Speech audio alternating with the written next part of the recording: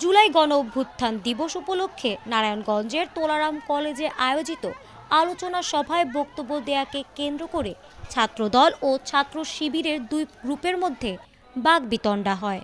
এক পর্যায়ে ধাওয়া পাল্টা ধাওয়া ও সংঘর্ষের ঘটনা ঘটেছে। আজ দুপুর নগরীর চাষারার আল্লামা ইকবাল রোডে এ ঘটনা ঘটে। সংঘর্ষে উভয় পক্ষের অন্তত ৫ জন আহত হয়েছেন। খবর পেয়ে পুলিশ এসে পরিস্থিতি নিয়ন্ত্রণে আনে এবং উভয় পক্ষকে শান্ত করে। বর্তমানে পরিস্থিতি স্বাভাবিক রাখতে মোতায়েন করা হয়েছে অতিরিক্ত পুলিশ।